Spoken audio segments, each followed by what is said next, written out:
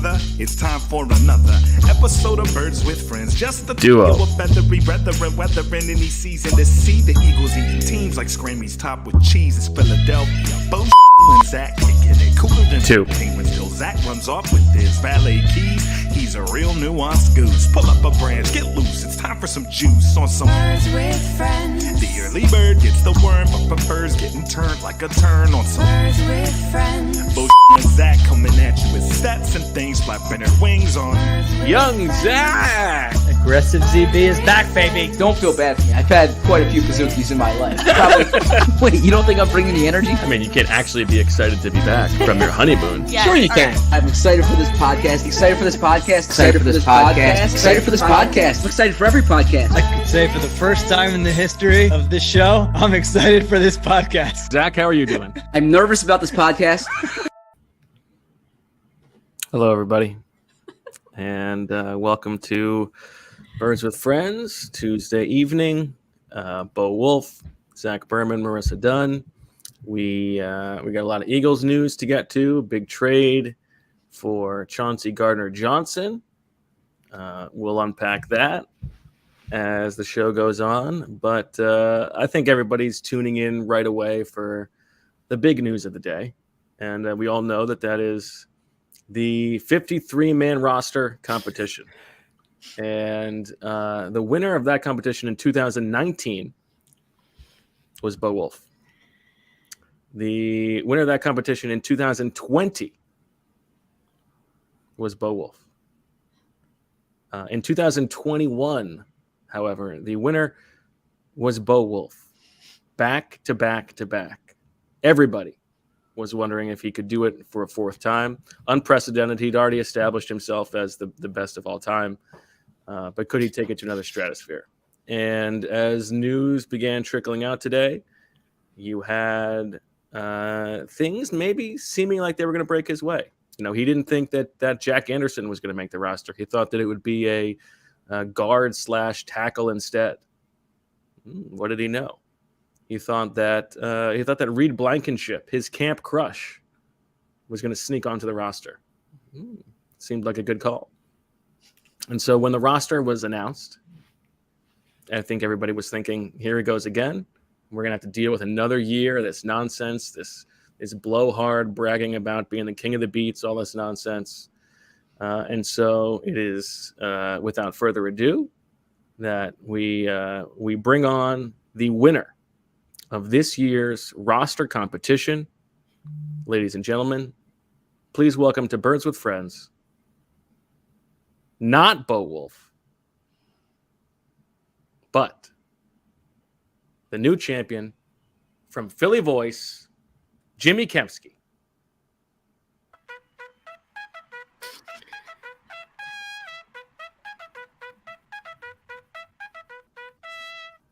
There he is. Look at that guy.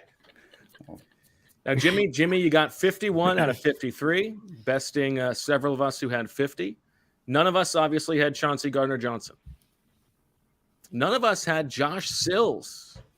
Now, we'll get to the decision the Eagles made. Obviously, they should have kept Coyote Awashika instead of Josh Sills. Younger player, better player, more versatile player, better looking player. That would have taught us at 51. However, they didn't. And so you took it by leaving off Andre Sacheret, keeping on Kayvon Wallace. And so you have been crowned the new king of the beats. Although I think king of the beats is reserved for 3 in a row, but you are this year's roster prediction champion. I think more accurately than saying I left Andre Sacheret off and having Kayvon Wallace on, I would say that aside from Chauncey Gardner-Johnson and Josh Sills, I just got everything right. Totally across the board. Not just that one thing. I got everything right there otherwise. So, it's I know it means a lot to you, buddy. And I know you're take pride in your little king of the beats, strutting around, cock of the walk. Not this year, my friend. Not only that. Got the chip, baby. Boom. But we were sitting next to each other as it came out. And to be fair, you did not say that you were hoping to win this competition. That's true. Instead, you were just hoping to avoid having to get me 7 Pastificio sandwiches for Coyote Awashika. And instead, I owe you a pasta fizio. So I'm congratulations sure you've on that talked as well. about this on the podcast, but for the listeners who don't know, I made a bet with Bo. Bo took umbrage to me placing Coyote Awashika as a long shot before training camp began in my long shots, locks, near locks, etc. Bubble guys. And he said, all right, I forget how the bet originated, but you said these guys had about a 5 to 10 to 5 to 12% 5 to chance 15, of yeah. making, yeah. So I said it was more on the high end. So I gave you 7-1 odds. If he made the team, I owed you 7 pastificio sandwiches. Right. And if he didn't make the team, I only got 1. Those are actually terrible odds. I shouldn't have made that bet, but luckily, you know what? And I through. forgot. And I mean, I think you would admit you had him in the wrong column. Oh yeah, he should have been a bubble player at least, for sure, like no doubt. And I forgot today that I could have used a press conference question on asking Howie Roseman if Coyote had a better shot of making the roster than Mac McCain. But when I found out that Jack Anderson didn't make the team, I was like full on panic mode because I thought you might be right with Coyote. I couldn't have possibly cared less about winning because it's not even just like getting you 7 sandwiches. If I could just go and buy you 7 sandwiches and be done with it, that'd be fine. But it's more like I'd been your sandwich bitch for like a month. Or like I'd have had to have gone, like I would have to go 7 different times to get you a sandwich, presumably, right? Is that how that would have worked? And that would have been. No, I think I would have worked with you on making it a little bit less of a lift. Maybe so. I did take a look trips, at their website, and I think I've decided on the chicken cutlet with prosciutto and sharp provolone. Okay, when do you want it? I forget what it's called. I don't know. Week 1. Yeah, I think when the season begins is when I'll find that sandwich to be most enjoyable. I think that's fair. Zach, how are you tonight? I'm doing well. I feel like Jimmy Garoppolo during training camp, right? Like I'm like sequestered over to the corner, and then when you need me, you'll call me over. No, I'm happy for Jimmy. I thought Bo. I texted you today that you were. It looked like you were going to win. I did not see Josh Sills coming. My question for Jimmy: we had a great dinner, the 3 of us last week, and being the nerds we are, we had an extensive conversation about the third quarterback, right? And I was giving my reasons why I didn't think that the Eagles would keep a third quarterback. You were explaining why you thought they would. I actually left that dinner more with my mind changed. Like, I think they might go in this direction. Then, of course, we all saw Reed Sennett's performance. Was it that dinner that swayed you to keep 2 quarterbacks, or was it the performance on Saturday? Are you asking me or Bo? I'm asking you. So he just stunk in the game. So it was like that. Yeah, they can't just keep this guy if he isn't good. So yeah. So going into the game, you thought they were going to keep 3. I had him on, yeah. And then when he had that last bad performance, I was like, okay, well, he hasn't done anything in any of these games, so can't have him. Bo, did anybody have him? Nobody had him. Yeah, that was a shrewd evaluation. I thought Good about evaluation it, there. but yeah. I thought there was a chance they might keep him just for the Tuesday and then hope to find somebody better. But yeah, I mean, nobody's going to claim him, so there was no reason to keep him. Yeah, it's the Sasheray one that's really gonna. Yeah, I was going to ask you that. So joking aside, I ask you this journalistically. You were on to them not keeping Andre Sasheray. What compelled you to go in that direction? And Bo, as a follow-up, what compelled you to have Andre Sasheray on your roster? Good question. So the way I looked at the safety position was I just had Reed Blankenship on because I thought that he played well enough to just be on the team. I thought he was the 3rd best safety on the team. And then, of course, they cut Anthony Harris and they trade for Chauncey Gardner-Johnson. So those 2 guys cancel each other out. Whatever, fine. Then I felt that Kayvon Wallace, they were just going to keep him because he's a 4th-round pick and they were going to give him a 3rd year to show something, meritoriously or not. And that's what they did. And then from there, it was between Josiah Scott and Andre Sasheray. And between those 2 players, and I guess they called Scott a corner, but he, as we all saw, he played safety primarily throughout training camp, especially in the back half of training camp. So between those 2 guys, it was like, okay, well, Josiah Scott's 3 years younger, and Andre Sasheray this is his 6th team. Yeah. It's his 5th year in the league. who's going to pick that guy off of waivers? I know the Eagles like claimed him off waivers a year ago, but I mean, it's not like he's Steve Tasker or Bill Bates or who's the current day Patriots Matthew special Slater. teams. Yeah, Matthew Slater. He's not like Colt Anderson. He's not. Colt Anderson's another good one. Brian Brayman, Chris Maragos. He's not one of the not. Matthew level. Slater was great scouting by Bill Belichick. But go on. But nobody's yeah, just throw that in there. Nobody's gonna claim Andre Sacheret. So I'll just keep Josiah Scott, and then they can bring Andre Sacheret back to the practice squad if they so choose. I have two people to blame. For yourself for the Sacheret. Right? Yeah. No, I actually am not at fault. The decision to keep Sacheret, I blame on Fran Duffy. I think we had talked about Sacheret. He had that really good play in the Browns game where he tackled the quarterback at the goal line, left sideline. Josh Dobbs, right? It was Dobbs. Nice play, and I thought, I thought he was pretty good over the course of the summer. He had the interception of Jalen Hurts. He was playing nickel as well as safety. I thought that they would put him on IR, and so they would open up a spot that way. And then I have Zach Berman to blame for this, and I think he probably bears the brunt of the blame, because if I had just gotten into my silo and gone to work and tried to figure out who I thought was going to make the roster, what the most likely decisions were going to be, I think I would have probably gotten 52 out of 53. But instead, I got Zach telling me, oh, no. Howie Roseman doesn't care about draft picks when he's cutting people. He will cut a guy if he deserves to be cut. If that player doesn't belong on the roster, Howie Roseman historically is very good at releasing that player. And so Kayvon Wallace doesn't belong on this roster, but I'm thinking, Zach's been doing the hard work on Howie Roseman's history. He's probably gonna cut him because he's not good enough. No. Kayvon Wallace is on the roster because he's a 4th-round pick, just like Davion Taylor. And so I blame you, Zach. Okay, so did you have Kayvon on, Zach?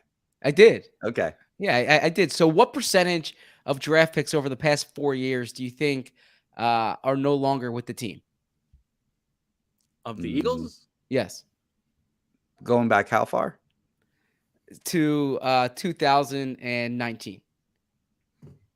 I don't know, but whatever percentage it is, it should be a little bit lower, because Kayvon Wallace did not earn his way onto this roster.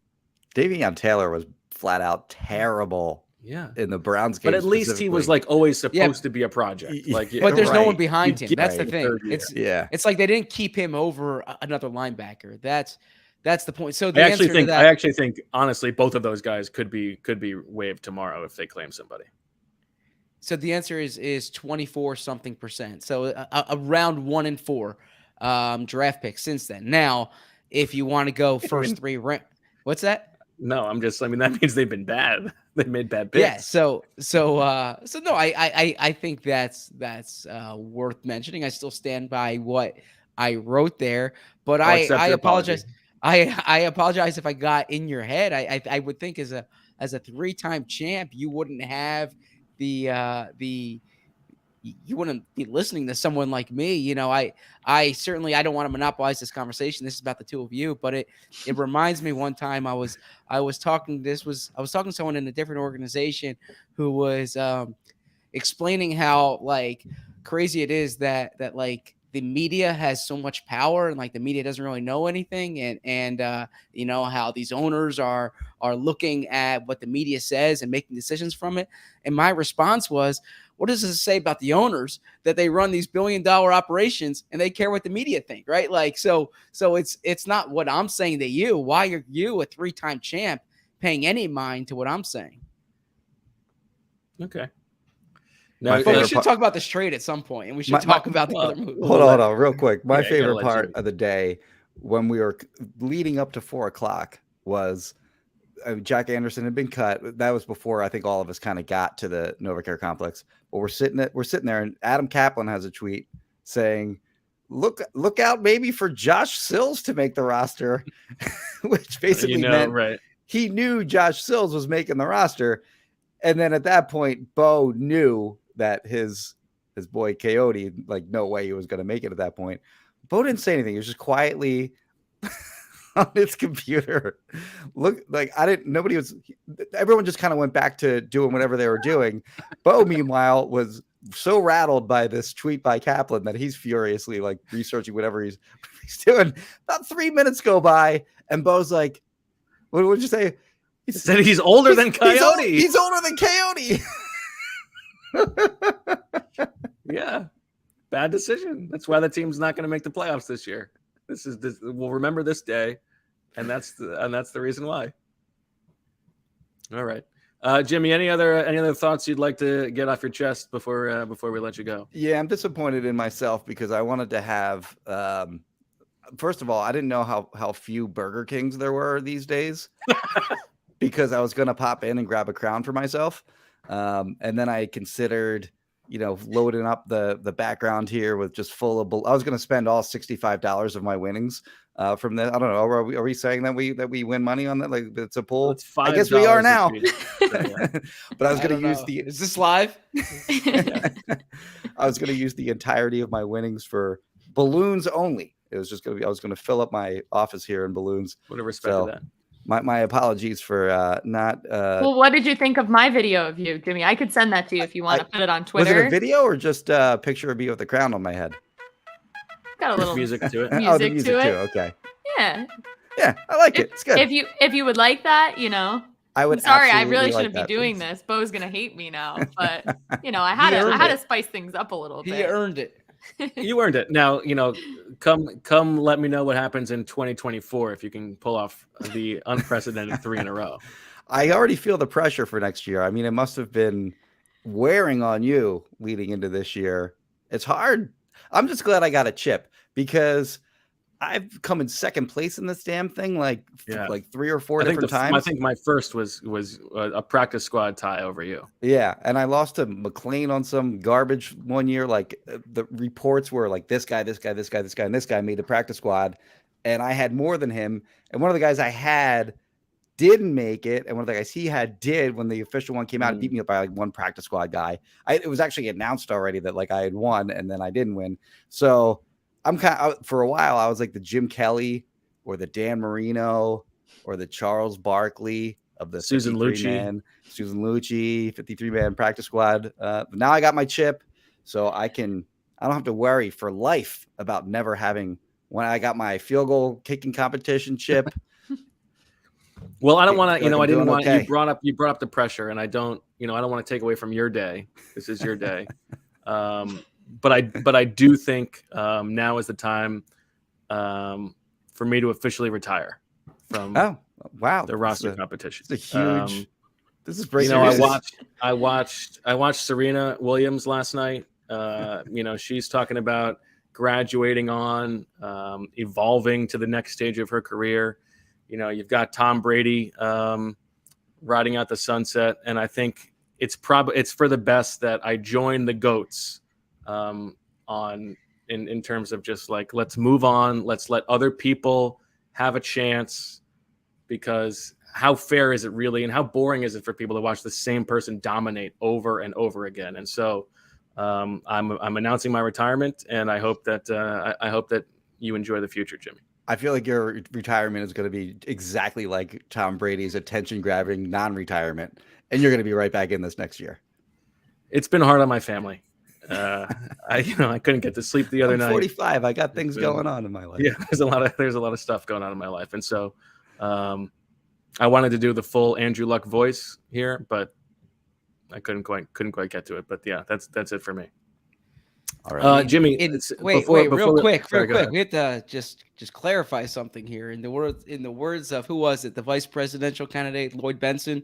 When he said to Dan Quayle, he said, "Sir, I know Jack Kennedy, and you're no Jack Kennedy." Yeah, I've seen Tom Brady, Bo, and you are no Tom Brady. So let's I eat strawberries, and I don't take PEDs. Let's distinguish that you can't put yourself in. I mean, and I've never cheated on anything in my life. But Tom Brady is he's at a Has Tom Brady? Here. Guess what we have in common? Neither of us has ever won 4 in a row. No, but you have to win a lot more to get to Tom Brady's level. That's not true. He's never won a roster competition prediction contest. Oh, I'm sure he has. We're talking about different things.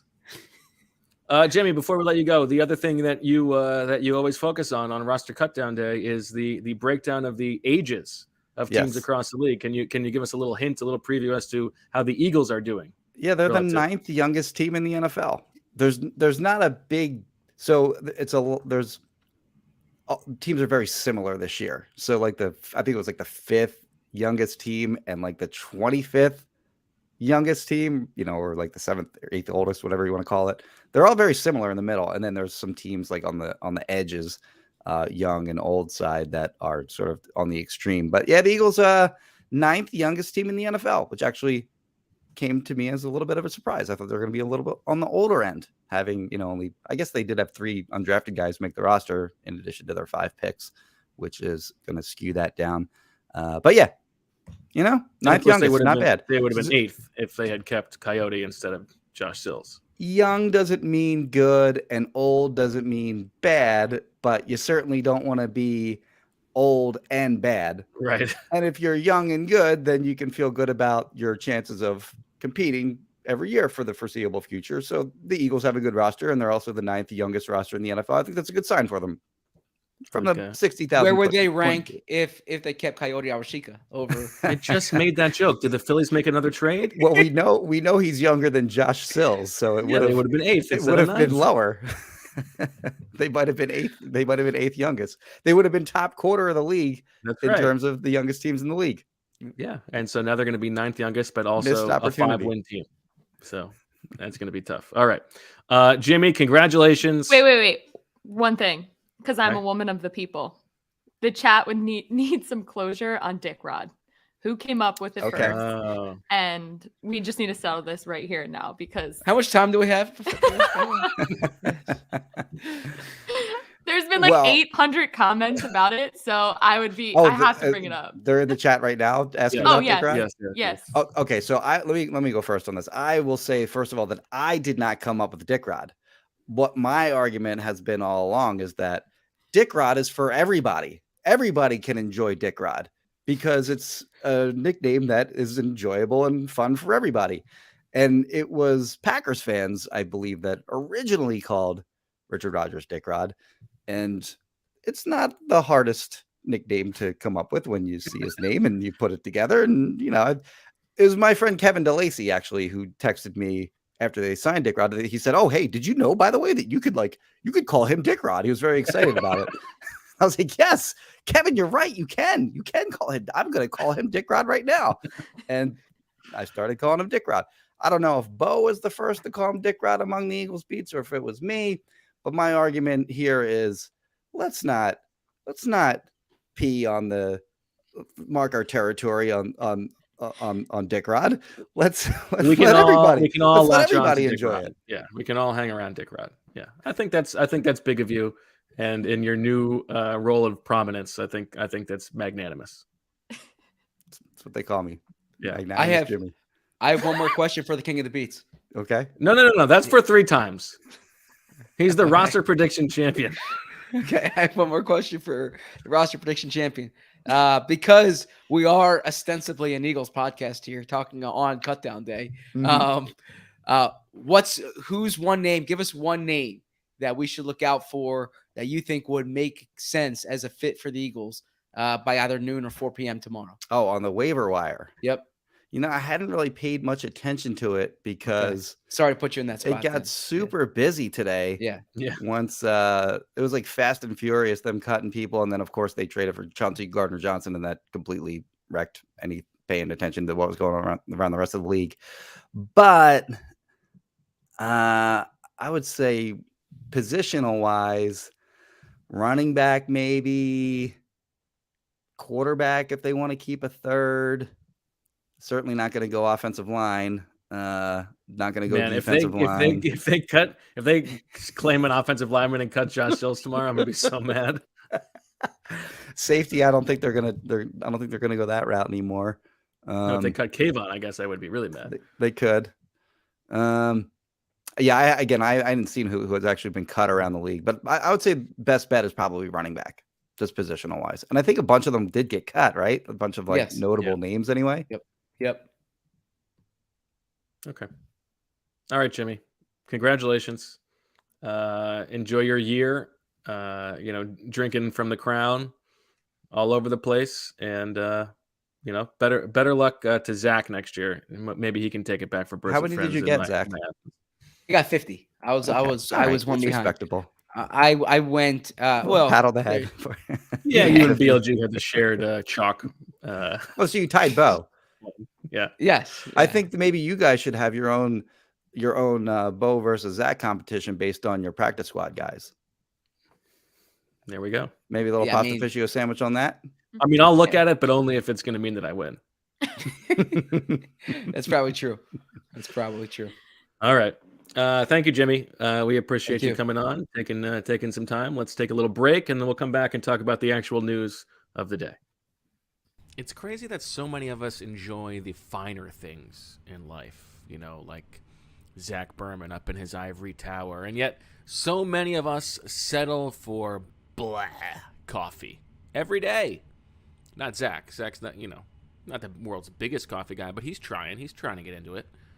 Well, the good news for us and for Zach is that with Trade Coffee, you can start every morning with something special. So let me tell you a little bit about Trade Coffee. Now, this is not Chauncey Gardner-Johnson and a 7th-round pick for a 5th and a 6th trade we're talking about.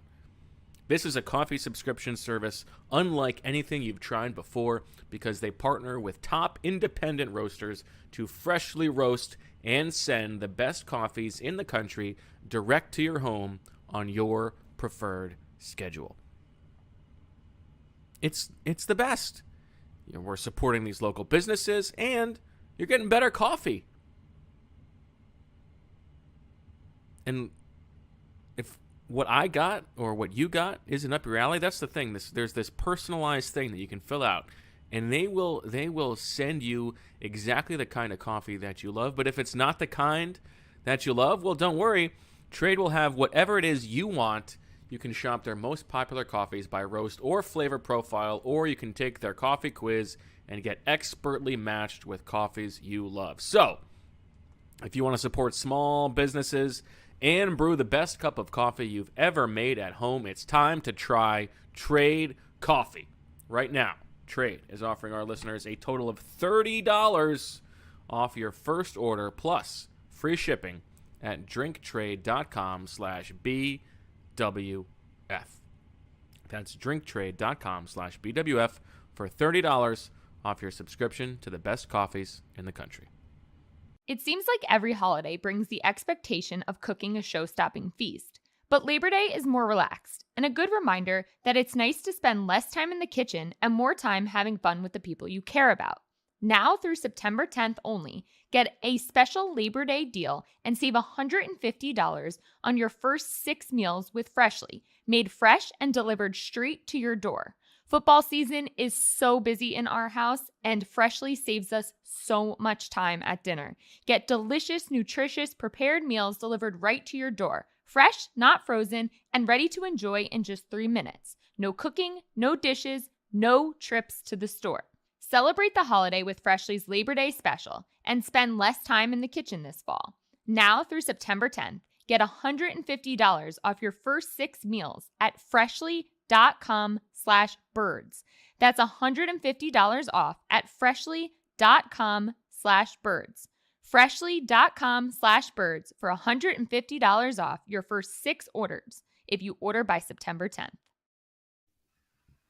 All right, welcome back to Birds with Friends. Bo, Zach, and Marissa. A big day for the Philadelphia Eagles as they make a blockbuster trade, adding a brand new safety and pare the roster down to 53 players ahead of week 1. We send it over now to the Stone Cold Newsman for everything that's going on with the Philadelphia Eagles. Zach Berman, how are you?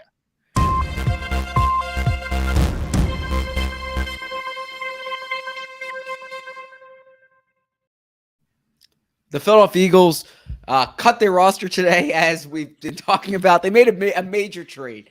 The major trade was they acquired safety, not defensive back, safety, Chauncey Gardner-Johnson from the New Orleans Saints. The deal was for a 5th-round pick The lesser of the Eagles' 2024 6th-round picks, and the Eagles also get a 2025 7th-round pick in return.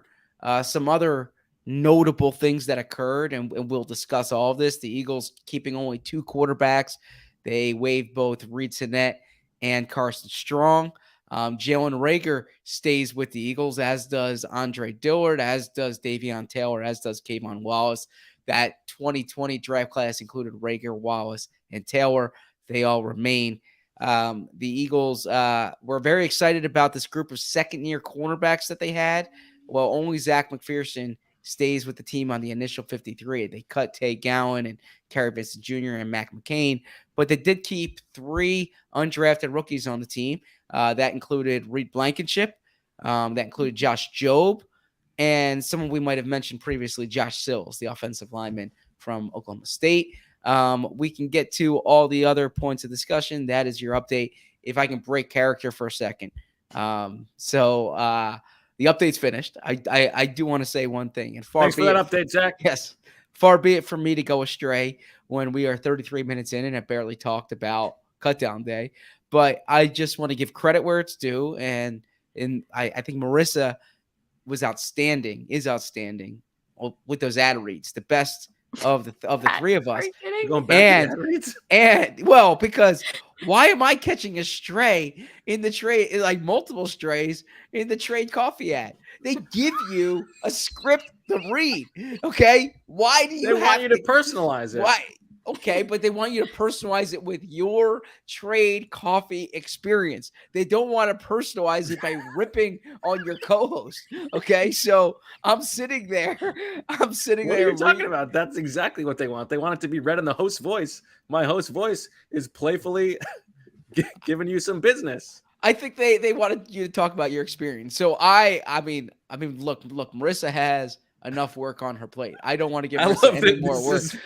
But you had to go back to this. Well, yeah, and I wanted to lead with it, but like literally the first time in 3 years that we're organized on the top of what's not even the top of a show, on the top of a segment, you leave no time for discussion and you go right into the Stone Cold Newsman. Okay, and then I couldn't start the Stone Cold Newsman with that, so I wanted to just establish that Marissa is awesome at ad reads, and I would have no objection if she did all the ads.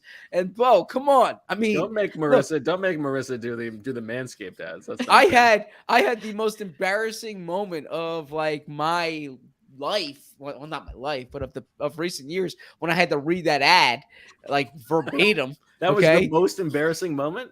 Well, I mean, among there. And then you take this opportunity to rip on me while reading the ad. Who's ripping? Yeah, okay. So anyways, just figure I get that off the chest. Let's get the cut-down day. Zach, I'm proud of you. That was fire. Isn't it true that you're trying to become more of a coffee guy? Well, that actually is accurate. Yeah, and I'm having a hard time doing it. I don't really like the taste, which is like a fun, it's like when I talk about Jalen Reagor, the first part of punt returning is catching the ball. Like the first part of drinking coffee is like actually drinking it. And that I don't like the taste. That's the only part, really. Yeah, some people, like Elliot Shore Parks talks about how the way you look when you hold coffee, he likes that. I think, I hope I'm not speaking out of turn, Elliot. I think he's tweeted this before. If you work at a coffee shop, you need to patronize them, right? Like you need to give them service. So you work in a coffee shop. And then, and the other thing too is I really try to manufacture energy. Like I try to be an energy provider, an energy giver, but thermostat, not a thermometer. Exactly. But it does get a little harder as you get older. Some days you just don't have it the way, you might have when you were 25. So that little pick me up can be advantageous. So I am trying to get into coffee. I hear it's an acquired taste, but I haven't totally acquired it yet. Have you thought about cocaine? No, I have not. I have not. So speaking of cutdown day, Marissa, a little round of applause for the big man. Yes. Very happy Michael made the 53-man roster. Nothing Very proud guaranteed. of It's him. only the initial. You know, we Yes. gotta always. Yes. I wasn't worried though. Were you? No, I saw him he was play. the best player on the field. Yeah, man. Exactly. Yeah. Like that. I mean, I didn't think they were cutting him. It's always a thing, though. You know, Gotta I celebrate said the little things. yes. In August of 2020, he wasn't sure if football would keep going. So Sure. the fact that he's, in this position, I'm very proud of him. And for our audio listeners, Bo is rocking Casey's done jersey right now, so I'm loving it. That's right. Looks great. Backwards, of course. I'm not gonna be, gassing up the team. It's just I'm a players right. only kind of guy. Yeah, he's got the Plays for the John name and on the front of the 68 on jersey. front. Yeah, for me, it's about the name on the front, and it's the name, not the team. Yes, so very happy for him. Fantastic. Did he have a little? And it was his birthday recently. Yeah, his birthday was on the 28th. I don't even know what day of the week it is. Sunday. But it's still hard. Teammates aren't, his friends. Some of them aren't here, so it's a tough day. Obviously he's happy to be here, but still got to keep working, and it's hard to see people go. So it's a very weird feeling, mixed emotions for sure. But I'm very happy for him. Yeah. All right, let's get to the Eagles. We can talk, Zach, about some of the actual decisions they made roster-wise. We can talk about what's maybe to come over the next couple of days, but I do think we should obviously start with diving into the trade. So it was interesting. It came down first that they were releasing Anthony Harris, and I wish we had a Peloton read today, because I was doing a little bike ride, and I see the Anthony Harris as I'm going, and I go, oh well. Obviously, they're trading for somebody. They're not going to just. You knew that they were not going to just waltz into the season with Kayvon Wallace or Josiah Scott starting opposite Marcus Epps, and it came very quickly. Chauncey Gardner-Johnson from the Saints, who is 24 years old, going into the final year of his rookie deal. He has been doing that quote unquote hold in, where he was looking for a new deal from the Saints. They didn't give it to him, so he was not being a full participant in practice. They believe that they are relatively deep at that position, so they were willing to trade him. Took a while before the compensation came out, and you said what it was before, but a very light compensation, relatively speaking. I think it's fair to say that, like, in terms of the quality of the player, the Eagles make out far ahead here, and it's almost too good to be true. Now there's some projection. He was primarily a nickel corner. With the Saints, did not play a ton of deep safety, but he did do it in college. The Eagles think there's some easy projection and crossover between the nickel and safety role in Jonathan Gannon's defense, especially in cover 3. But I do like. I mean, in terms of just the decision, it's a home run. You do it, but there are some variables here. I think you would expect that it's going to take a little bit of time for him to get acclimated, both to a new defense at a position where it's important to know the guy next to you and what your roles are. This is an interesting personality that we can get into. I think it's also you have to wonder if there's something else going on with the Saints, being willing to let him go for such a cheap price. But in terms of just upgrading the roster from what it looked like yesterday to what it looks like today, there are now, no glaring holes at the top of the depth chart, and the Eagles should feel very good about the state of the roster, especially after making it through the summer healthy. Yeah, I thought that was, and I say this earnestly, an outstanding overview of it, because you do wonder, is it too good to be true, right?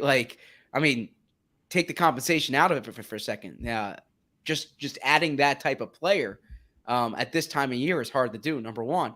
And then you see they barely had to give anything up. Relatively speaking. Whatever risk is baked in, it's absolutely worth the risk. I've been pounding this drum throughout training camp. Safety is an issue, or I should say was an issue now. Perhaps it still will be. But I didn't like the group that they had. I thought that what a call on Blankenship, by the way. Whew. Even though that I didn't take what they said at face value. I asked multiple times, from Howie Roseman's first press conference to multiple times with Jonathan Gannon to with Nick Sirianni in Cleveland, and I kept asking about the safeties. And I didn't think they actually thought that like they were fine with these safeties, but I thought that, all right, they're going to have to go into the season with this. Like they're going to have to figure it out, because I didn't know where a starting safety was going to come. And so I thought they would trade for a better depth option. Okay, like they would replace Kayvon Wallace with, somebody of that ilk who's a little bit better. But yeah. So I get what you're saying about projection and personality, whatever it may be. Whatever risk is there, it's totally worth the risk, because just what this roster looks like now, what this depth chart looks like now compared to a day ago, it's a major difference. Then you add in the fact that he's 24 years old, turns 25 this year. He's been a really productive player. And he kind of fits the age curve that the Eagles have right now. We've spoken about how a year ago they really didn't have these 25 and under talents. That's a good point. Yeah, they have a lot of pending free agents, right? He's one of them. But I really like the move, and I understand you need to have skepticism, right? Like, you never want to look at it like it's the line from Rounders about, if you can't spot the sucker at the table, then you are the sucker at the table, right? But maybe the Saints are the team here that looked at it and was like, this guy's not happy. He's going to be disruptive. Let's just cut our losses. And the Eagles are the beneficiaries. And this is why, we spoke about it. Howie Roseman has shortcomings like we all do, but we've discussed those. But something that Howie is really adept at. We'll get to that later. Make sure we circle back on Howie's shortcomings, because I think we need to talk about his driving that was addressed during the press conference today. But he's spoken. Put a pin in that if you don't mind, Marissa, just to make sure we get to it. He's creative, he's aggressive, which is a very good thing. But also, like, he's always just like calling around. He doesn't want to wake up in a situation being like, wait, that guy was available and we didn't know about it. And he said that's the stuff that keeps him up. Yeah. Yeah. And so, like, he shot his shot and it worked and he got a safety. I didn't think he was going to be able to do it. So I give him credit. Yeah. I think, for all of the things that you could complain about Howie Roseman, one thing that you definitely have to respect and appreciate as a fan is that he is always trying to be active. Yep. There are no guarantees about what future seasons are going to be. Like the slow, quiet rebuild is never guaranteed to hit. And so if you can fast track things, Howie Roseman's going to try to do it. And as a fan, I think that's encouraging to know. The Saints. Sorry, go ahead. I'm sorry. No, just real quick too, and like, not to applaud. I go back to say Sam Hinkie and Daryl Morey, and I know you don't like that, but Sam Hinkie's. I'm talking about all the series of moves. I like Sam Hinkie and what he did. I just didn't like the letter. Okay. All the series of moves that it took to acquire James Harden, right? Like these little subtle moves on the margin. And like, not to applaud the Eagles for trading JJ Arcega-Whiteside, because they missed on the player. They weren't going to keep him.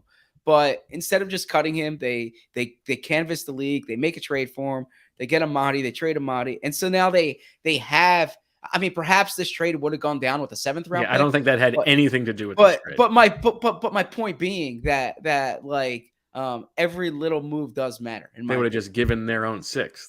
Okay. All right. Fair enough. So, I think those are two separate things. I think it's true that every move matters. Yeah. I don't think it had anything to do with they would have. Yeah. If Chauncey Gardner-Johnson was available, they would have figured out. They would have given their own 6. No, I agree. You're right. Go on. I'm sorry. But the Saints angle is interesting, obviously, because one of the fun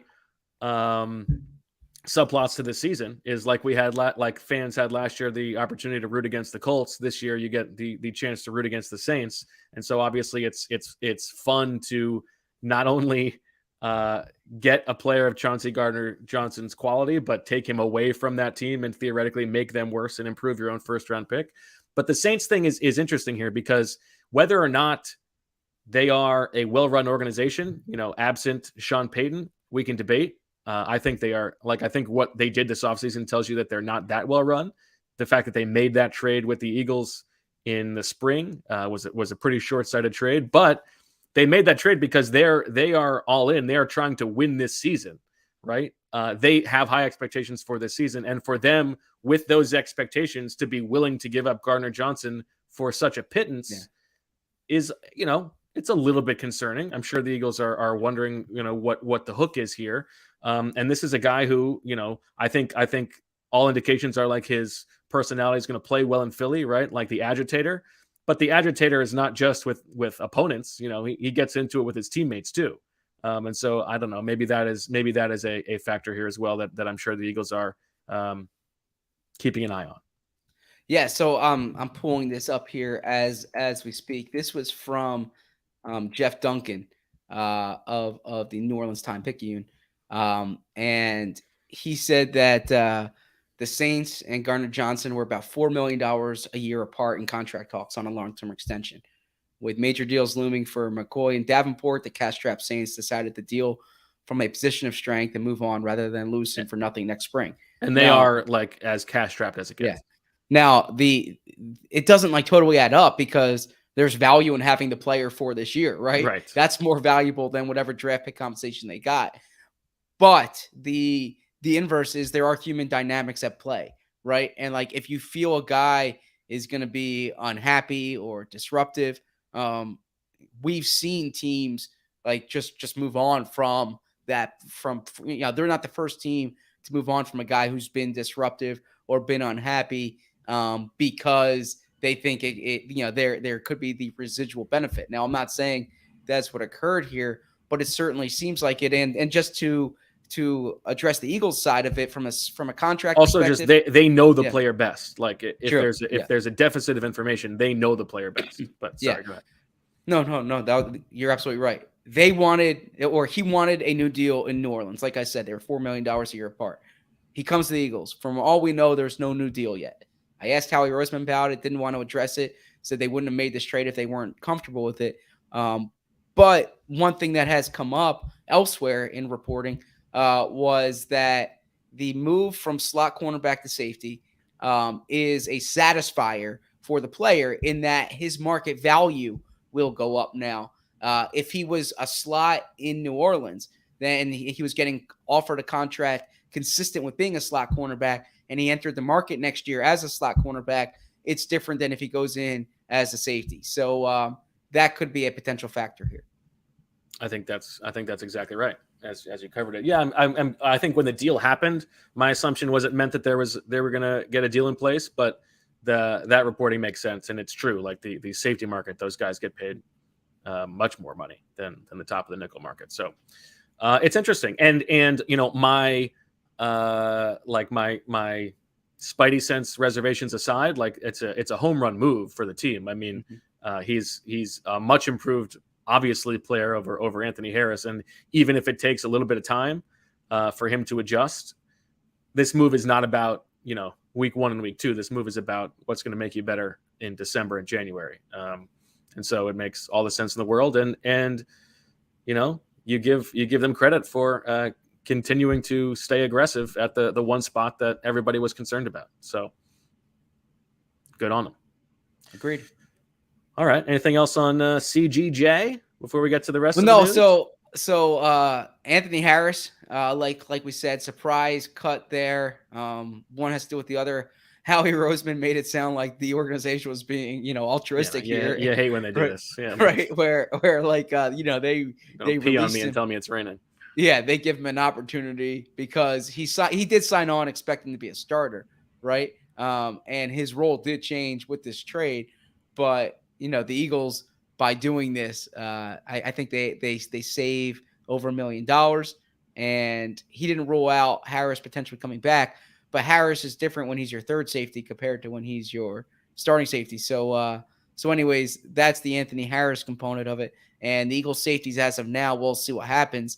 But it is Marcus Epps and Gardner-Johnson are your starters, And then as of now, Kayvon Wallace and Reed Blankenship are your backups. And I'll put Josiah Scott in there, but he's dealing with a hamstring injury, so he might be an IR candidate tomorrow.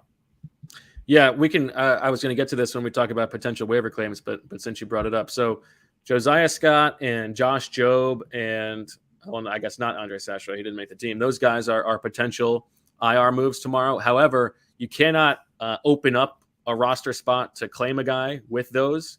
The waivers have to process first, and then actually the second round of waivers have to process before you are allowed to place the guys on injured reserve. So you have to hold them twice. And so if they're going to make a move, they're going to have to cut somebody. I think if they're actually waiving a guy, I think that Kayvon Wallace and Davion Taylor are two guys that I would consider maybe on the bubble. I think maybe just as likely is they're going to cut Boston Scott and then re-sign him a day later. They could do that move. Or Rick Lovato. Lovato, they could do that move. Or they could be looking to just add a veteran running back, and then they decide that they agree that they're going to sign him on Thursday when the roster spot's open. So we can talk about positions to watch after the break, but that's the mechanics of how things go over the next 24, 48 hours. Yeah. All right. Well, why don't we take that break? We'll come back and Zach, I'm sorry to tell you, I think there might be some shade at you in this next ad too. We all have busy lives, and you can't afford to waste a day stuck on the couch because you overindulged with a few too many drinks the night before. ZB Iotics, named after Zach Berman, is the answer we've all been looking for. Okay, I made up the ZB named after Zach thing, but it's, it feels like it could be true. Z-Biotics is what we're talking about. Now, Z-Biotics pre-alcohol probiotic is the world's very first genetically engineered probiotic. It was invented by PhD scientists to tackle rough mornings after drinking. I think you can tell what their priority was. These are some of the smartest people in the world. Were they working on curing cancer? Nah. Let's fix hangovers. And that's the kind of people you're dealing with at Z-Biotics. Every time you have a Z-Biotics before drinking, it makes such a difference the next day. And even after drinks the night before, you'll know that you'll be able to get up with the kids at 5 a.m., go for a workout in the morning if you want to, start working on your Brandon Graham story or something like that. So give Z-Biotics a try for yourself. Go to Z-Biotics, ZBIOTICS.com/BWF to get 15% off your first order when you use BWF at checkout. Z-Biotics is backed with a 100% money-back guarantee, so if you're unsatisfied for any reason, they'll refund your money, no questions asked. And by the way, Halloween, not too far away.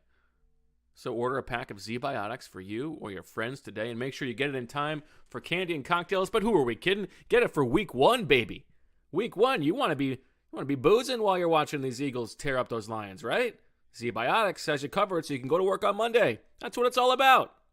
Zach Berman Iotics is the product for you. How was that? So when you drive to Maine, do you go on 95 the whole way? Not the whole way, no. Okay. Do you take the GW Bridge? Yes. When you take the GW Bridge, do you go on the higher one or the lower one? I usually go on the higher one. All right. Well, what I usually I go on the lower. I go on lower. Okay. On the way there, if I'm going from Philly up to Maine, usually you do when you're going on the turnpike, you go on the split towards the lower level, but then when you get to the bridge, you switch back over to the upper level. Okay. Well, I'm going to follow your lead then. I'm going to take the higher road on this one. Okay. I'm not going to. I'm not going to. I didn't say anything bad there. Look, I'm not going to get into this. You guys can check your Slack messages, by the way, right now. I already answered you, Zach. Our audio listeners are going to hear a whole different thing there. So this is going to make no sense to the people listening tomorrow. So okay. All right. Fair enough. We don't need to redo that one. Come on. What? We're having fun with the Z-Biotics. It's a fun product. Bo is terrific. Bo is one of the most creative people I know. Okay. but it's not that hard to Oh, it read. says never. Yes, it's not that says hard never to read. use the word hangover. It's not that hard to read. In red. They give you. Yes. Yes. Well, listen, I had 5 minutes to do it before the broadcast. I went to the thing. I mean, what are we doing here? What is the product? We can't call it like we see it. The live audience right now is getting exclusive content that you will not be listening to on Apple and Spotify tomorrow. I'm sorry. I mean, you can't have a product like that and take yourself too seriously. We That's how I appreciate feel. all our sponsors, right, Marissa? Yes. Very much so. Yep. Zach, I think you might have to read that one after the show. Okay, no problem. No problem. It's good. It's good to give the live listeners a little extra taste of something, get some special content. All right. Never I'm use sorry. the word hangover.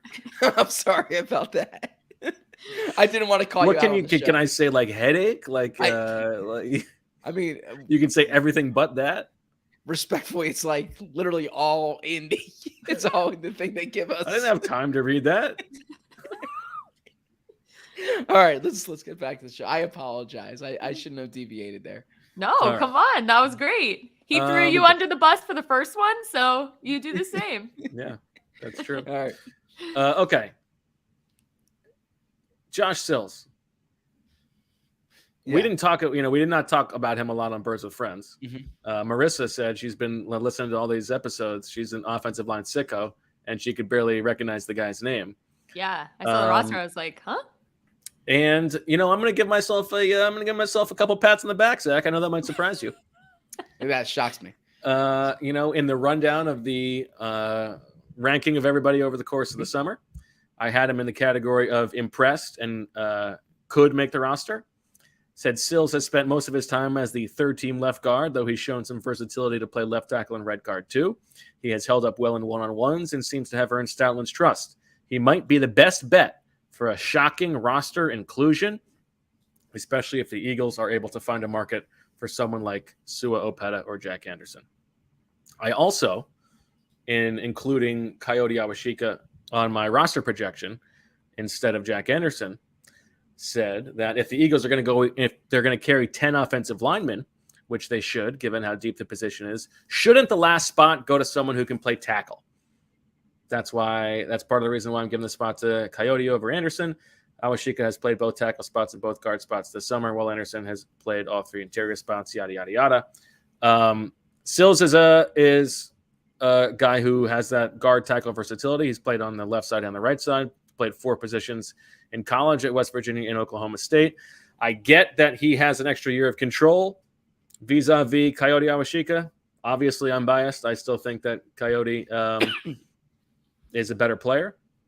And I think if you're the Eagles and you're just looking at, somebody's track record in terms of identifying diamonds in the rough, you look around the league, you see DeAndre Carter making the Los Angeles Chargers opening week roster.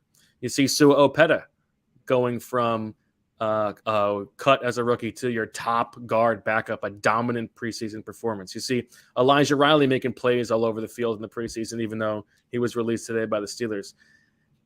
You probably think, oh, you know what? This guy might know something. We should follow his lead. But no, they thumb their nose. They decide they're going to go down this road towards not making the playoffs. That's their own decision. But Sills is an interesting player, and you feel good for him.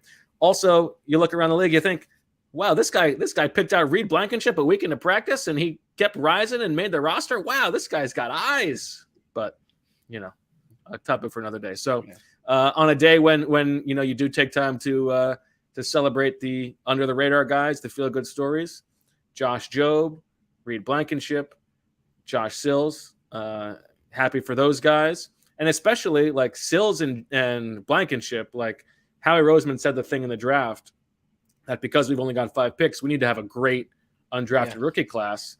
Well, the guys who they gave the money to were Jobe, but Carson Strong, some of the other guys, Mario Goodrich, even like Noah Ellis got a nice little bonus. Kennedy Brooks got a lot of money. So like Blankenship and Sills were borderline afterthoughts relative to the other guys. And so kudos to them, credit to them for working their way onto the roster. So to give our listeners a sense of who Josh Sills is, 6'5.5", 322 pounds, 33 7/8 arms. So Howie talked about today, tall, big, long-armed.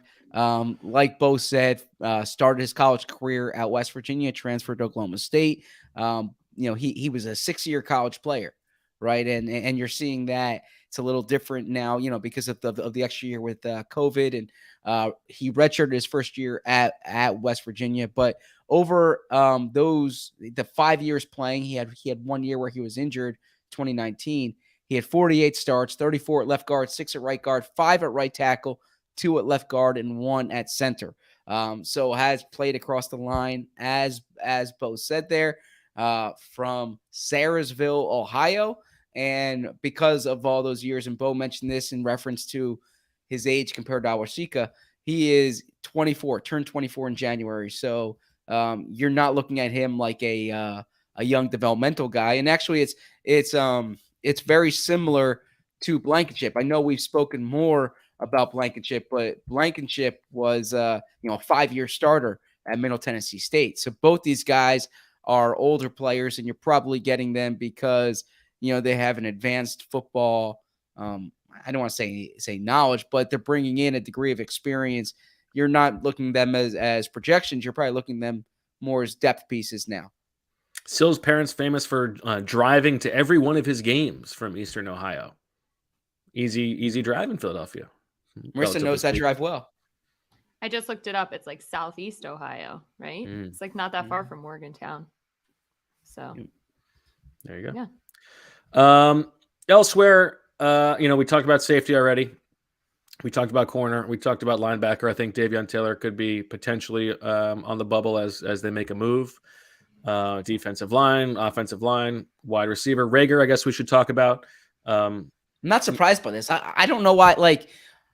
Did you ever think they were going to cut him?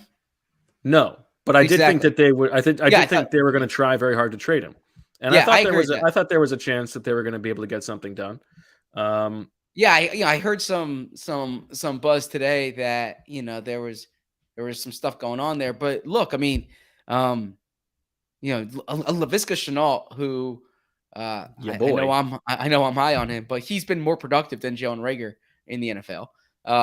And he went for a very low pick swap, right? There's teams have had a hard time. Was drafted after Reagor. Yeah.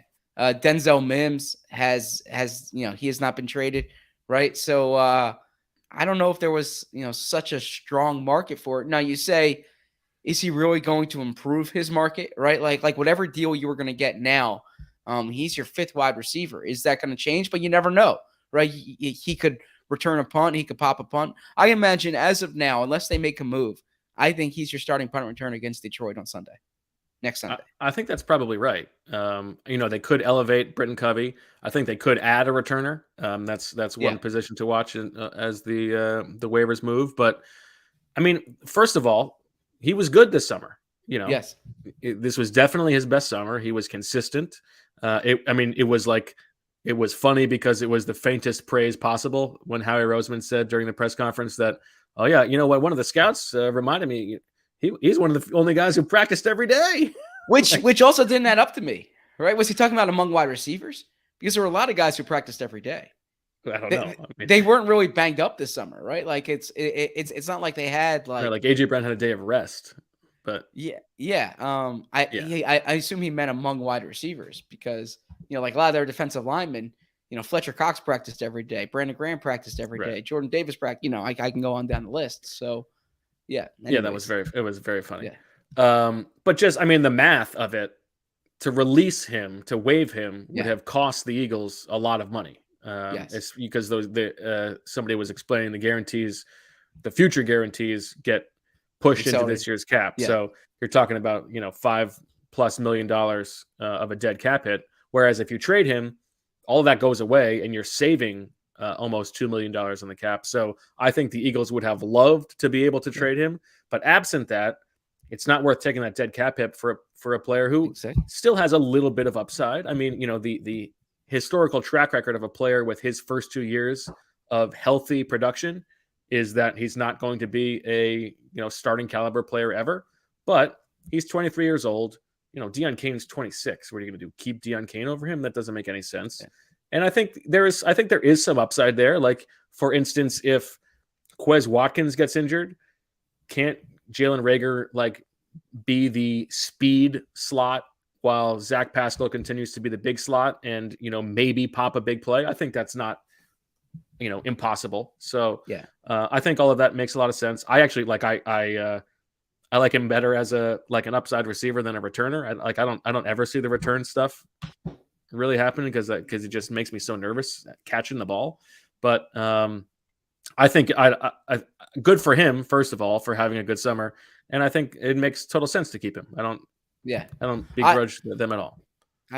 I mean, I never thought cutting him was a possibility, so I expected either trade or be on the roster. So when they couldn't get a trade, I wasn't surprised by this. Right.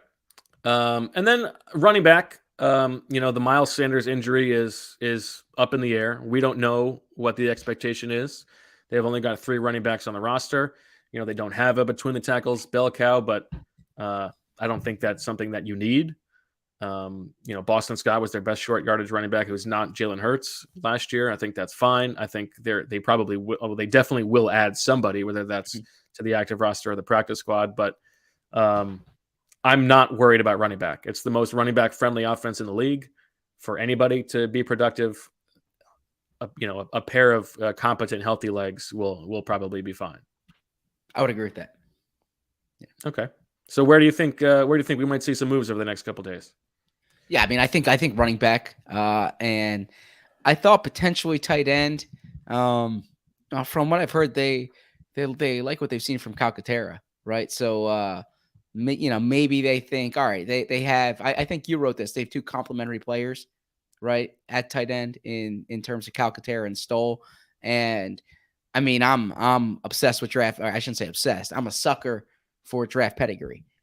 So OJ Howard to me is like, I saw him at the Senior Bowl. He was awesome, right? What was that, 2017? And played with Jalen Hurts, and Joe Panunzio was down there when he was there. But look, I mean, it didn't seem like Tampa Bay wanted him back, and Buffalo cut him. Those are 2 good organizations. It hasn't happened yet. Yeah. But I mean, obviously he has the college track record that is intriguing. I think they might just look for kind of quality depth elsewhere.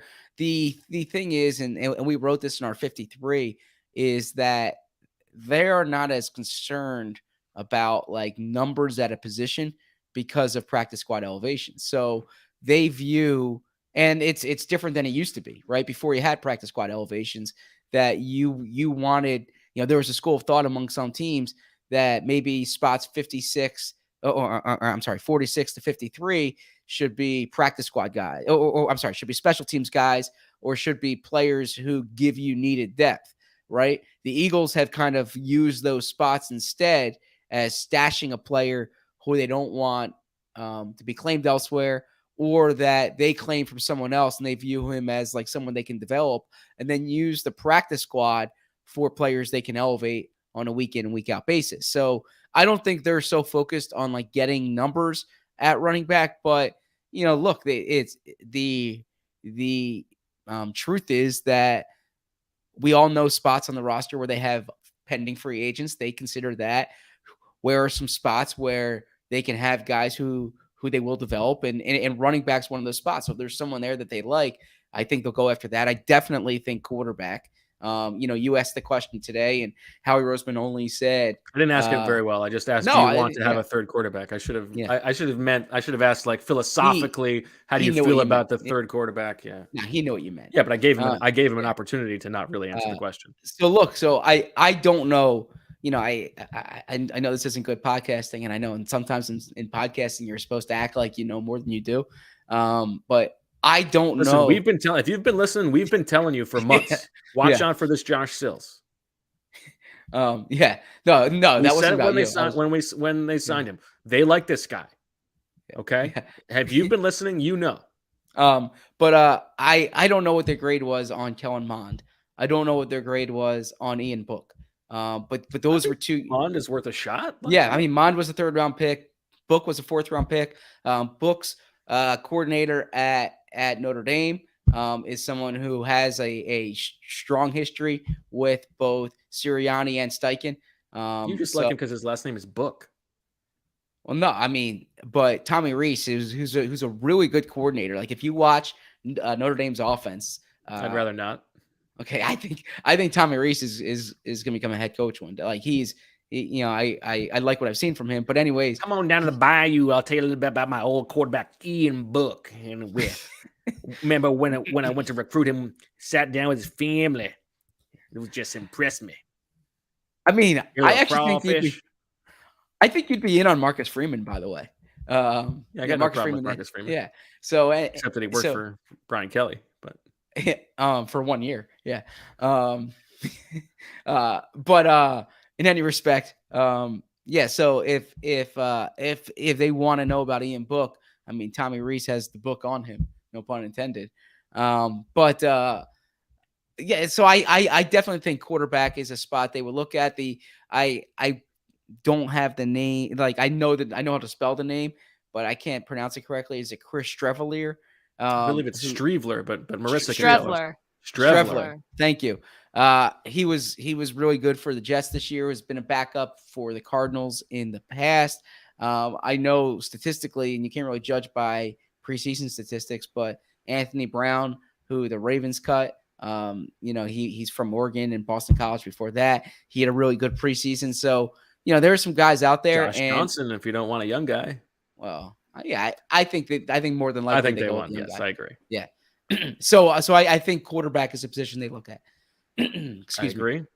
Several punters released around the league. Yeah. That's a possibility. I'm not so sure they want to interrupt the kicking mechanism, but we'll see.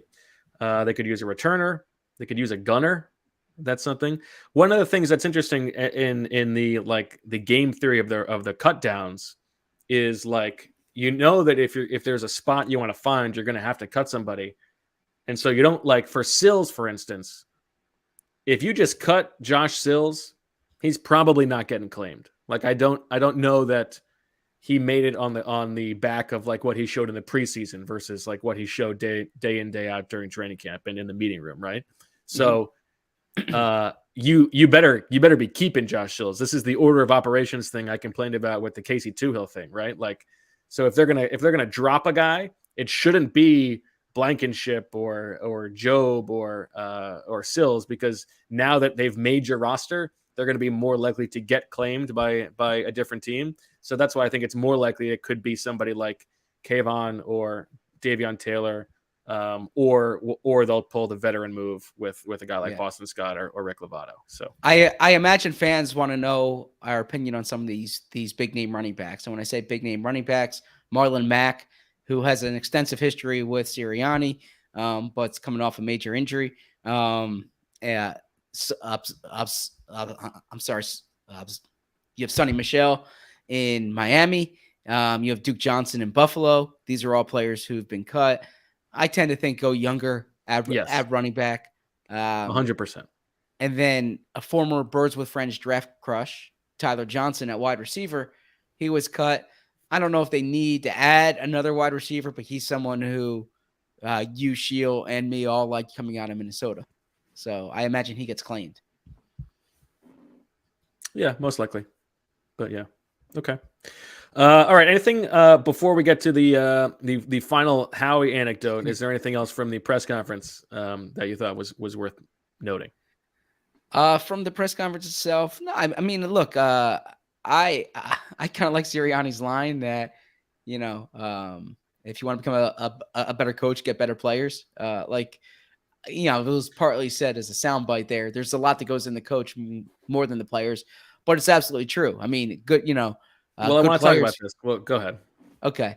Yeah. He'll look like a better coach when, Jonathan Gannon will look like a better coach when he has Hassan Reddick and Jordan Davis and Kaiser White and James Bradbury and Chauncey Gardner-Johnson, right? I feel confident saying that. Now what Sheil has said and what you said, as a fraud.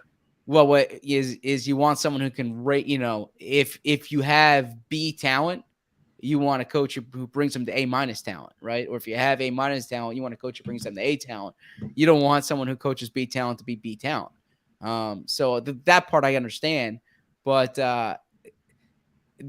as much as the Eagles are saying this, like we're focused on Detroit, there's no denying, there's no talking around it that the expectations are high for this team.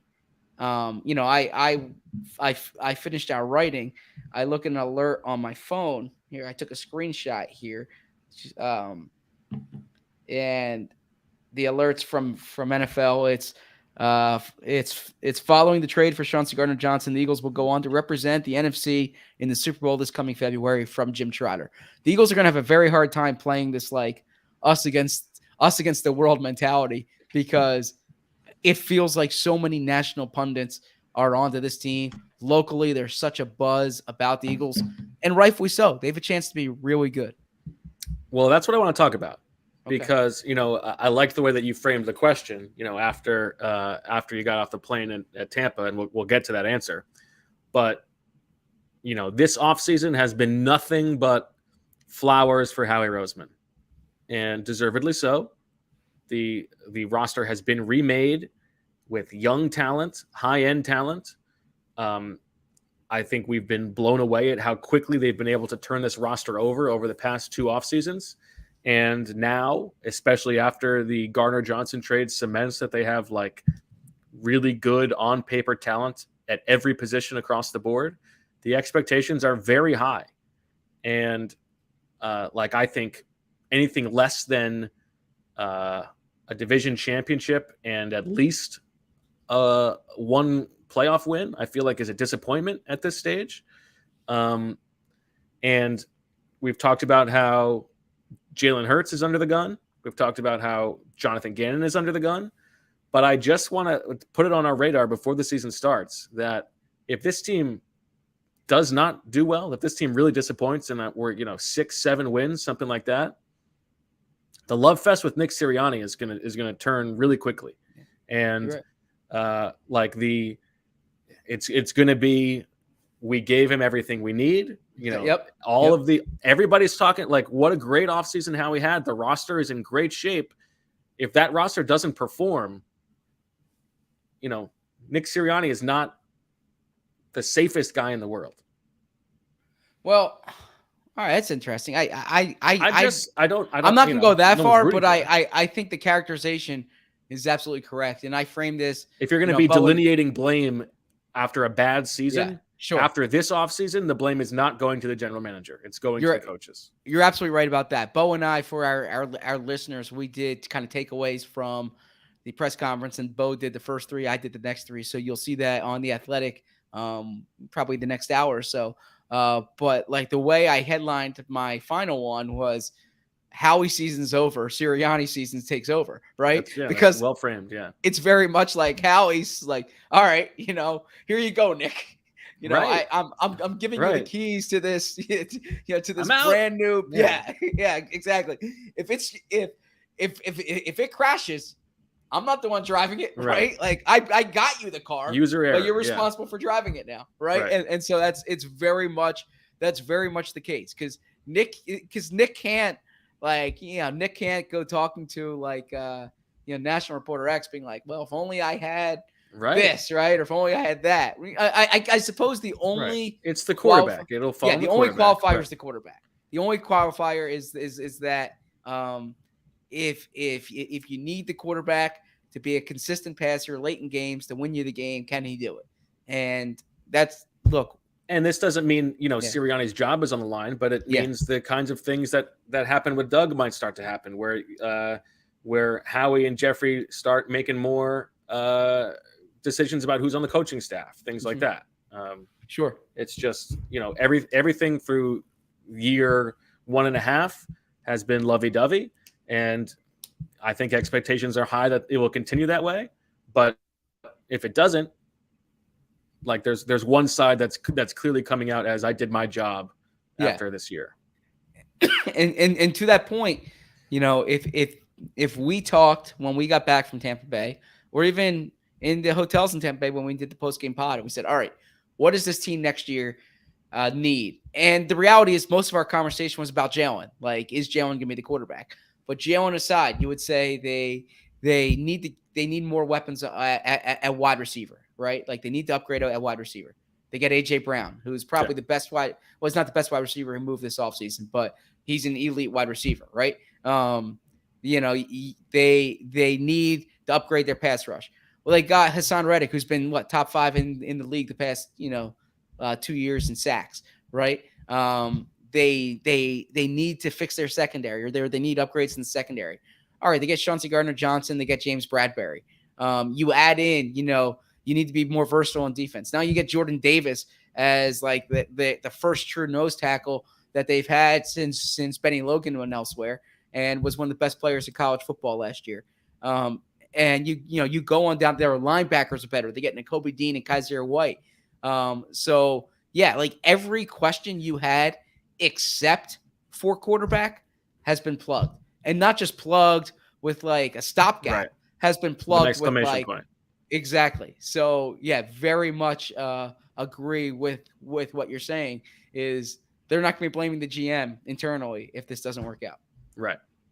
Okay, let's close with the GM then, because the final the answer to your question, which you framed as how are things different, how do you view the team now versus when you viewed the team coming off the plane in Tampa, he took it in a different direction and told a very funny story. And again, it was funny how they began this press conference with the stone-faced. This is a really difficult day, which is true. But underneath, they're like, we got Chauncey Gardner-Johnson, and we're healthy. This is going to be a good season. Where expectations are very high. So he tells the story. Which, by the way, though, like, and again, we've spoken on this podcast about how knowing Marissa and being so close to Marissa has humanized the element of it. And I certainly don't want to seem like crass or craven, but I think Marissa can attest to this. Like, everyone knows the business, right? Like everyone knows this day is coming. So it doesn't make it easier for players who lose their job. But like everyone knows that they start at 90 and they need to get to 53. So but I mean, I think it is a difficult day. I mean, absolutely. And they're talking, they're looking them in the eyes and saying, Sirianni does, he said it, which is true. Like if he's going to emphasize connection and culture the whole time, that's going to make this harder. Sure. They're going to bring back a bunch of these guys in some capacity, but yeah, I mean, I'm sure the conversation with Anthony Harris was, very difficult. Absolutely. As a guy who you were leaning on as a team leader last year, and you're letting him go because you found somebody better. But anyway, I'm sorry, I'm hitting the mic, by the way. It transitions very quickly from the somber tone to like, sure. Howie's like stand-up hour. And why don't you tell the story of what he told from the Tampa Bay or the parking lot arriving back in Philadelphia in the middle of the winter? Yeah, so the way I framed the question was, when you got off the plane in Tampa Bay, if you knew this was going to be your roster, what would you think? And he said, have I told you guys the story, my best story about getting back from Tampa Bay, which was, if you remember, and Nick's like, what story? I don't know. He's like, can I tell the story? Nick's like, what story? This was the dead of January. Okay, so it's we flew back the next day, but I imagine it was snowy or icy or whatever it may be. And they get back to NovaCare, and they get in their cars, and Howie just wants to get home. So he does the thing where you scrape a little part off right in front of the drive, so you just scrape the windshield's all foggy and icy, yeah. So exactly. He gets just barely enough to see like an inch in front of him, and he drives home. Out. Yeah, he says that he's bragging about being an unsafe driver. Yeah, yeah, and that he calls Nick, and he's talking to Nick, and Nick's like, "Hey, Zach," and Howie's like, "What's going on?" Did you think he was talking about you for a second? I did not. No. Okay. But Howie says that. So Zach McPherson's car broke down, and Nick Sirianni's waiting with him. While I don't know if AAA is coming or I have to look back at the story, but yeah, while the car is being repaired or fixed, or he's getting another ride. And do you want to take it from here? I actually don't have the full story. Yeah, and then he's like, "What are you doing? Don't you know we have people to do that? We have help." Like, it was a very tough like peek into Howie's worldview. Like one, he's racing out of there, like everybody else on the road be damned. I'm just gonna drive as fast as I can with one eye covered so that I can get home in time. Whereas Nick is like making sure his windshield is completely clear before he goes, and then also Sirianni's staying with McPherson, and Howie's like, we got people for that. We got Dom. And then Nick was like, well, Dom was there too, actually. It was just funny. Yeah. And then Nick explains that his fundamentals for scraping the windshield are better than Howie's. He's more thorough. He makes sure it's all off, puts a defroster on, doesn't leave until he has a clear windshield. And Howie just wants to get home. So, anyways, yeah, it was a funny. Yeah, but listen, Howie had to get home because he was ready for the offseason and he got started, and what an offseason it was. Well, so by the way, we should say what Howie's message was to that story. Howie was saying he got off the phone thinking like, we have a really good culture here, and I need to add to it. It was kind of a roundabout way of saying it, right? That Nick Sirianni, good for him, right? He's being a good Samaritan, good coach, good person at 2 a.m., whatever it may be, when they get back. But yeah, it was. I wasn't quite sure where he was going with the story at first. Yeah. All right. Well, a newsworthy day, Zach. But I appreciate the anecdotes, right? Like, it's always better to get color up there than it is just to get, I understand sometimes it's filibustering, but that was also the third to last question at the press conference. So right. And sorry I told the story poorly. I should just had you tell it. I didn't think you told it poorly. I was all over the place there. I didn't have it in front of me. And plus, you didn't even use the word hangover. Our audio listeners are not going to get this joke. They're not going to get that. Good. Screw them. We care about it. It is not related to the previous story. No. Oh yeah. Those have nothing to do with each other. Yes. All right. Marissa, any final thoughts? No, this was an awesome podcast. Shout out to the live audience. We had huge numbers in here tonight. So I'm very much looking forward to some live reaction post-game pods and can't wait to get this season going. Ready for some week 1 football, right? Let's do it. All right. Well, we will be back on Thursday, barring any kind of major news tomorrow that requires an emergency pod. We've got a guest that we're excited about, and we'll talk about what else is going on in Eagles world. And then we got some big stuff next week. I mean, it's week 1. We've got to do our season over-under draft. We got to do our Eagles prediction show. We're in the heat of it now, baby. It's time. So thanks, everybody, for watching live and listening later. Thank you to Jimmy, the new reigning, defending roster prediction champion. Still needs to win 2 more to get to the high level of your boy. Tom Brady never won 3 in a row. Bo Wolf did. Let's keep that in mind, Zach. But congratulations to Jimmy. Nicely done. Well played. And thanks to everybody else. So for Marissa and Zach and Coyote, I'm Bo. Thanks for listening. We'll talk to you on Thursday. And as always,